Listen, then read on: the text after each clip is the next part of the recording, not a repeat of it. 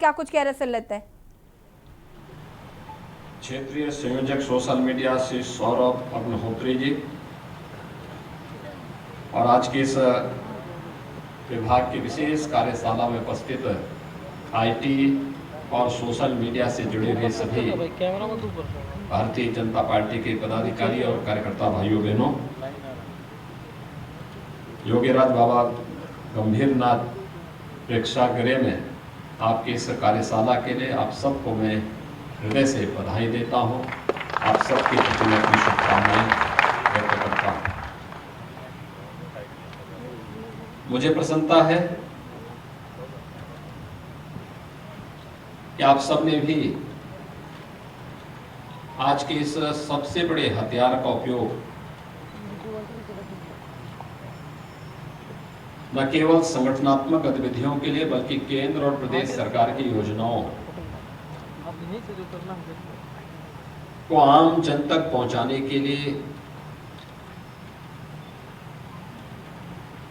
पूरी सकारात्मक रूप से आगे बढ़ाने का निर्णय लिया है।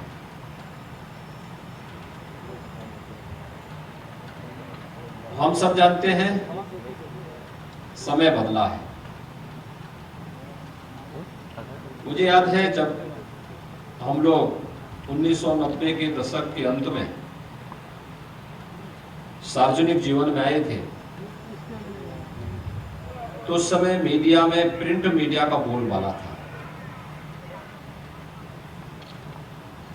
और प्रिंट मीडिया की प्रभावी उपस्थिति थी। एक समाचार पत्र घर में और गांवों में भी जाता था, उसकी बड़ी अहमियत हुआ करती थी।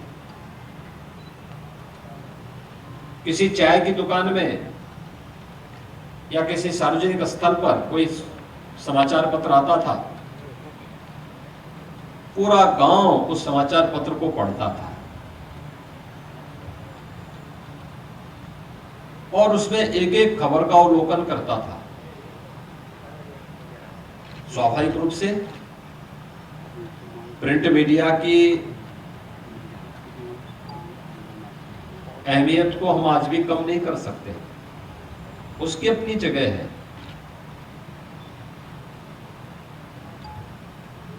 आज से लगभग 20-22 वर्ष पहले विजुअल मीडिया आया। विजुअल मीडिया के माध्यम से आपने देखा होगा अनेक ऐसे चैनल आए जिन्होंने अपने न्यूज बुलेटिन प्रारंभ किए और हर आधे घंटे में या तत्काल भी आप देखते होंगे कोई घटना कहीं घटित होती है तो उनके रिपोर्टर के माध्यम से या अन्य उनके स्रोत के माध्यम से उनके पास न्यूज आती है, उनके द्वारा हेडलाइंस दे दी जाती है। लेकिन विगत एक दशक से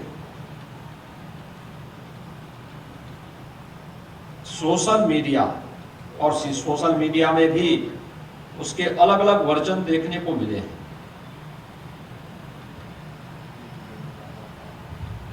पहले हम समाचार के पास जाते थे पढ़ने के लिए, आज समाचार हमारे पास आता है, हमारी जेब में है। अब हमें भटकना नहीं पड़ता है, इंतजार नहीं करना होता है। पहले अगर छुट्टी के दिन है तो व्यक्ति घर में ऊब जाता था अगर समाचार पत्र नहीं आया, लेकिन आज नहीं आया, उसका स्मार्टफोन है, अपना टैबलेट है, तो तत्काल डाउनलोड कर लेता है, देख लेता है कहां पे क्या घटना घटित हुई, एक एक घटना की जानकारी होती है। और अगर सोशल मीडिया में आप एक्टिव हैं तो देश और दुनिया की एक एक गांव की एक एक खबर की पूरी जानकारी आपके पास होती है। डिजिटल मीडिया ने कितना परिवर्तन ला दिया है। जिस समाचार के लिए आपको गांव में चाय की दुकान में, किसी सार्वजनिक स्थल पर, सार्वजनिक पुस्तकालय में, बहुत सारे लोग ऐसे हुआ करते थे 90 के दशक तक जिनके पास समाचार पत्र खरीदने तक के लिए पैसा नहीं होता था,